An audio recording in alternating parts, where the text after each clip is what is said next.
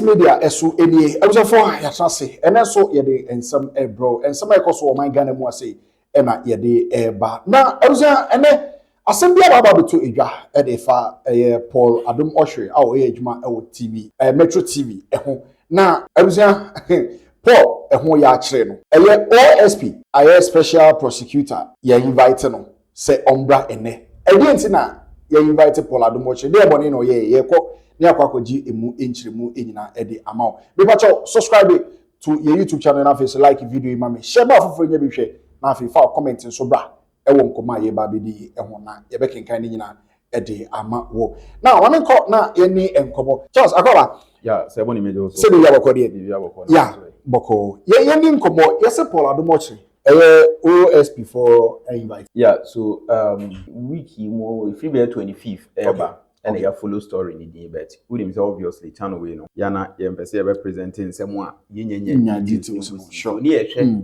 follow up situations e betimi awansa na ye timi amatifo ehu de niema e now so far yenya details no ne background baby ansem ni nyina because in fact say we team a wo share online ne stories na e brofo ade ase yeah one ha won ti ase ne B2 but asem no ensem chihyem ya chese se u breaking it down who baby ansem ni free ba na what OSP ni so as invitation ase the same way Paul Adom Otchere e will issues with the invitation especially not the invitation per se but day na you invited no. Now mind you say ene day Thursday which is 31st of June sure ene na OSP ni chese Paul Adom Otchere embra ni office now the ohone say uhwemu din a according to Paul Adom Otchere nsem bia wo heke ka busi bitimi di ni nyina ma atifu Paul Adom Otchere the lawyers suspect say an invitation OSP no epese o keeping in custody ema etene twam na say weekends na dey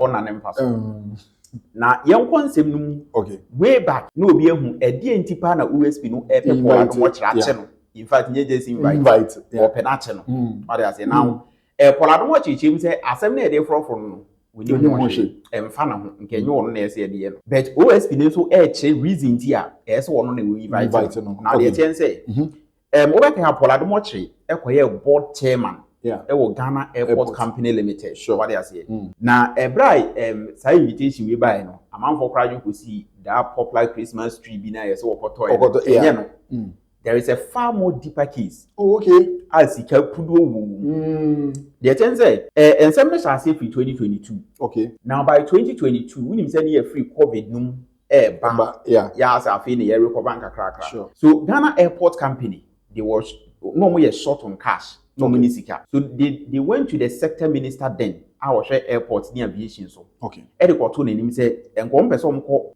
parliament no ko je approval no mo increase airport fees ne charges ahodo e wo no. What you say? Then time na Paul Adom Otchere e board chairman. Okay. Tio your board chairman and as a board no. Any all management. Sure. Yeah. So Paul e board. Said the tio for better in 7 see. Any all management. Sure. Now the thing say the management and the board no omunyina representing airport they went to the minister say on person increase charge so plane tickets fees near the Addo and a minister say no omuhwemu a afina Ghana for a recover from covid enti no omuntimi emfa kafo from got home so minister na wo den no suggest say instead no airport company no and finding other alternative means of raising money enye directly be affecting airport or charges. Okay. Now, omuhwemu airport ne die management no board no head hu other means bia. But in the process ana omo edwendwen how won be raise say sika no. Okay. Then they had a call, a mysterious call be by. Say call ne by na nipa na chem say what is say na airport penny for no person omo ya na so omo plan bet. Omo ne betimi aboa. Okay. Now that mysterious call na buy no would later be known as Evertex. Okay. Company name from Evertex. Yeah. Eventually, omo ebechere airport penny for say omo nim kwan on befa so increase revenue. Okay. E dey ama omo wabra affect charges e wo airport. Now mind you, minister no a omo ko kire ne shoot that omo proposal ne down. O ka kire omo say omo find alternative means non-aeronautical. Okay. What I say? Now you can non-aeronautical. Now say other means no be no. And say effect. It will plane ticket so. Sure. Charges a port near the ADB. So non-aeronautical na be say be airport for was as be no dey am rent. Okay. Airport for other means be shops. Now come there mema rent. E be a be ma for abetonton near airport no ma ticket near what I say. And no non-aeronautical. Okay. So the corner a free company now which will later be known as Evertex. They propose say means on bit me increase revenue the cargo handling section of the airport. Okay. What I say? Into some kwanya on bit me about this okay. So eventually Evertex follow by the board any management of airport. Omu presentation edit to woman we say so meet me details and be specifics as to how we meet me then they will need access to airport for system revenue collection system okay computerized system analysis and say last year revenue 10 million by this year some expertise in 20 million what I say so they all agreed and now access to system. And eventually, Evertex will need to be auditing. Now that stage need audit. Okay. Now in the course of auditing, the board chairman. Okay. STT specifically as that audit stage airport for into Yakapre. Okay. Evertex for. So auditing. So after auditing to airport and GSK, which is according to what Evertex for auditing stage. So after the auditing, they presented on findings and on Becca's increase the airport for the free cargo handling section but propose on the buy and say to me this first now airports for 100 million in a whole year. And I say in a month, ebet me double. But double now, 20% commission of that amount now of that amount now, but also extra. So more than 100 million. Yes. But this time, see, the 100 ever come one. That extra 100, you better so 20%. Okay. Commission. Yeah. And on the call to any. And then also board management SHI, any Evertex full CI. And when you reach agreement, say instead of 20%, you have 16. Okay. 16%. Yeah. What I say. And when you make that agreement. But according to Paul Adom, say after that agreement, 16% no AC one. That was time and election around December. Okay. You to a baby. So definitely new baby because new government at and one day you see 16% on Ukraine. Well, who the name of I feel one what say yes OSP investigating. Now baby what say asem no kra no upset because Paul Adom say he had a call from Manasseh Azuri. Okay. I say oye investigation no Manasseh any investigation into Evertex any airport for you. Yeah. And Paul Adom say okay ono dey onim ho hwe the oniman e no chechi no it means oye investigation at one point because ono Paul Adom as board chairman okran at a point ya no omo head anye involved in procurement deals. Okay. Except say be sika na ewum no eson to a certain level bi no omo bem. So after some reach that stage no nim bibia course. So Paul Adom say at a point no kra no we nim say deal no go through. Okay. Management sign here. I say until say we nya that call no after we nya call no na letter every OSP ho aba. Now mind you say 3 letters so far and I go back and forth between Paul Adom and OSP. The first letter was dated July 25th, which is OSP serving notice. It's we nya Paul Adom so be and some okay. And day. A bra letter behind Paul Adom friend the lawyers. Edit woman him say let us say no so enya. Into common kan ho no. And then Paul Adom lawyers no chere come out OSP said almost our issues been so kumase court cases be omo handle wa ha. Into omo nya time endi omo client na chimba. Into common 2 date no. And Monday. Okay. Then OSP wrote back to them and say onche. On only date in the best time. Yeah. Because on only reason cause onche say that Paul Adom lawyers no more representing no more law firm no. Or other lawyers are equally capable so meet me representing Paul Adom. Okay. And he say other lawyers ni be kure kumase. There are some other lawyers are also can ho ba. So man can ho ba. The OSP ama Paul Adom the lawyers Ati say then he will be forced to take action. Obetime declare wanted because Otchere let Abro na mama. The OSP aka chere no. So now Paul Adom the explanation about on the side which him say see ane dey. Say na OSP no e pese Otchere obeko the BCBS. Na be say tie for me ekoni tie Paul Adom so ne side a ono e allege say the ekoso back and forth ni nyina. E witch hunting. Okay. As was suspect say OSP ne pe kwan bi so edi ne bone keke. So ye be koni akuti eno ho nsem. Okay. I didn't know they had signed the contract. Some 10 days ago, Manasseh Azuri called me that he's investigating this matter. And that is, so when the OSP came, all the lawyers were wondering why are they working together. Manasseh Azuri is one of the people you've been talking about. Kisi Agyapong is one of the people you've been talking about. They seem to be working together for this, but I don't know and it doesn't matter. Manasseh Azuri called me and said that what's the Evertex contract? I said, what is that? He said, Evertex, the people doing quality assurance. I said, the people who do the thing SML does. He said, yes. Then I said, I don't know about it. I don't know where it's gone to. Then it was Manasseh Azuri who told me that the contract had been signed by the managing director on 4th of December, 4 days or 3 days to election. And I said, well, okay, I don't know. I didn't know. This conversation is about 2 weeks ago. I didn't know whether the contract has been signed. I didn't find out whether the contract has been signed because it's not necessary. The board has finished its work. Whatever management does, if the management need the board again, they'll come back to the board. If there's a new board, management will come back to the new board and say, the old board did this is a problem we have, so resolve it. When the management is doing contracts, they are doing their PPA contracts under the law, they don't come to the board. They only come to the board when the threshold is beyond. So there are many contracts that the management does that the board doesn't know, they are not aware of. We don't have to be aware of it because the management is doing their work. But when they cross a threshold, where the MD doesn't have capacity to approve this, then it comes to the board. So the board is merely there for approvals and also to initiate things that concern policy. So this is I didn't know that the contract had been signed. It was Manasseh Azuri who told me that the contract has been signed. Okay, so the contract was signed and now the Kisi Agyapong and the OSP are calling people at the airport company. We've heard all kinds of things, telling them that did board chairman tell you to do this? Are you sure it's not board chairman who told you to do this? Very bizarre interviews that they've had over this matter.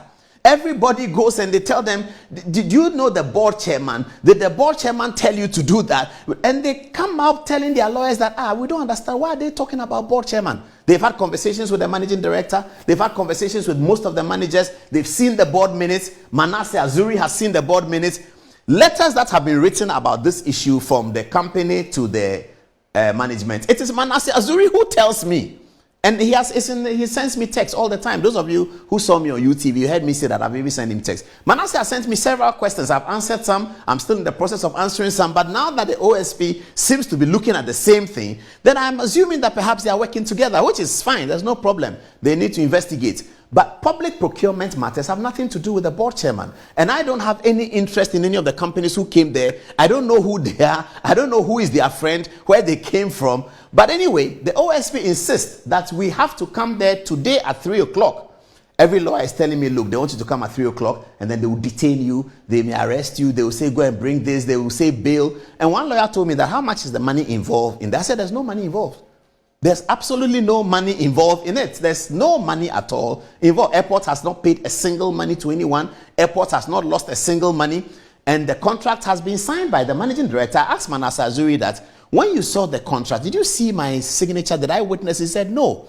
I said, but if the managing director has signed the contract, the managing director has signed so many contracts with so many people that the board will not know about because it is within her threshold and that of management to do. So that's why I told CTFM and JF, this is a pure witch hunt from Kisi Agyapong. But anyway, all I wanted viewers to know is that this is the story. And also Facebook people. So people want to know what happened. Kisi Agyapong says we cannot postpone it. We have to come to his office today. So we are going to his office today to see it, to listen to him and ask him these questions, and he will also ask us questions. Media people who want to cover it, you can come. I don't know whether it's allowed, public hearing is allowed. People have called me, can we come and cover it? What is going to happen? I don't know how they do the OSP work, but I'm going there with my lawyer and then we'll be there to answer the questions. I'll let you know what happens. Everybody's telling me though that Kisi wants to arrest you and keep you there for the weekend to teach you a lesson because you've been talking about him. You have gone to write RTI about him. You said that he has bulletproof cars and all of those things has hurt him.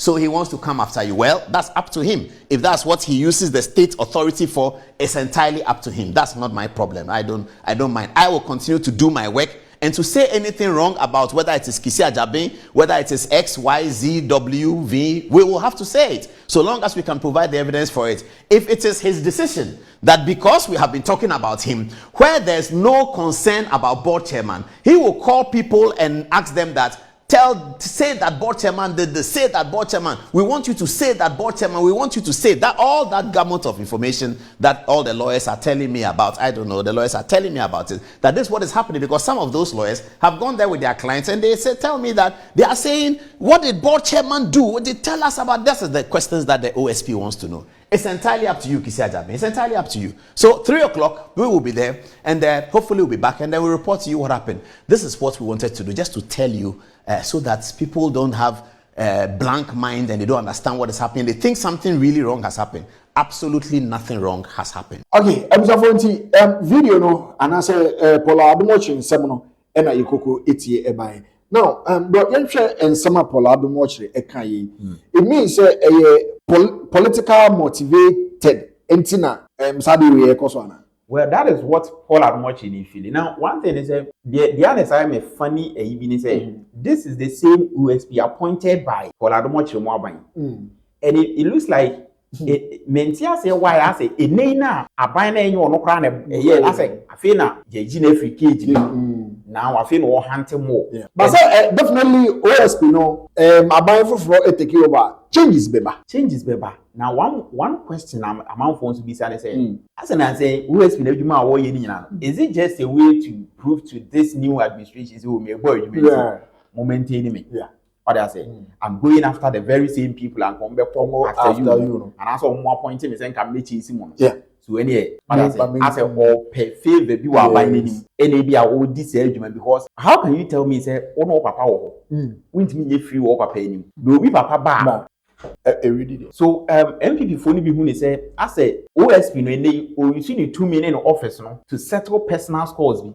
okay because Paul Adom is in we no Paul na H you say we have procurement code in ma board omonfa procurement what I say say threshold na be ba ni sika somewhere when you involved in those deals in so board for mfa e bi no can say ebra you do that percentage no more agree no crowd no when you so so sign so when you are where say deal because officially contract papers but say under normal circumstances for what I know no and say you can say board be so definitely the management of that company no it takes decision biana the board should be involved but here is the case Paul Adom so can say side deal no grant on now where say go through. Yes. Me was one of board chairman. Indeed, the management it me take decision like was sign contract be. Now board chairman when you are where they are. Come on. So and same baby. So what's my point? Yes. So me to say the Paul Adom argument and so they say or no there he is aware say yakoso but unofficially when him say contract no go through. What I say they just agree meaning say you can't remember who say Ekoso. So if you are Paul Adom if you say at that point no we adwuma no if you anko no dey say bia enka the new administration be ba no and e be almost be review nanka omo akoso assign an official okay because according to Paul argument they say onim say officially Ekoso omo di hu adwuma no dey the paperwork according to ono so if say sign any because of na then ono defense e be obekọ OSP won say sign any course behind ono nechi all those one Otchere no ya me bona man yes sign na koso so say deal because na corruption abemu then odo no kire say he is not involved we need one he was on your board like verbally we are aware but legally ya sign here odo no nsasa okay so one issue is say OSP no has no business say occur after one he should go after the management what I say okay enye Paul no and na Paul who say personal issues na say OSP and we say we na ni keke now Paul say allege say e bra letter ne buy the OSP invitation letter and you only leak it to the media so OSP no and say leak my media no just to damage or no image ye prosecute no crowd media ho ni o okay Paul cry say ye pen we wanted any ultimate so I say so no I say in a way say the OSP is playing some emotional and psychological game be e issues no the cases say you because quickly no about media no abeka no say Paul Adom Otchere the ono hu ne say on there we dey bone. Okay. And ono part say a invitation no. The OSP say chenchen and they say ya no person ya. According to Paul, one the lawyers be kasa who say OSP in chair person or the shame for the weekends keke. Just because he be an who any personally and had that related to that case na because say no or mama date Monday bit me aba. Also changing a date we know, which means a never bar. It could be any questions need be sounding in 70 satisfied. It's in Jama own. Tenase, Yama bill. Yeah, bill conditions went to me. We are looking at around to Mr. Onibi. I bit me keep you till Libya Monday. That is the tactics are Paul Adom Otchere few say, OSP a plea. Okay, so the tier a woman. No. All right, and see, I was here. Enchimono ena ya kwakwaje e de free Charles hono de ekoso bia e wo Paul Adom Otchere ene OSP na entem no enchimono ena ye de amount but before say otrimu fita ntiamoa onku it is a Paul feel say the trimu fita dia o betimi akọ na wakọ defend one ne lawyers na akọ defend the case do na bibia akoye e de amount Phoenix Media. Make sure also subscribe to YouTube channel na face like video e de amame share na for nya bi hwe na face fa comment bra e wo comment section e ma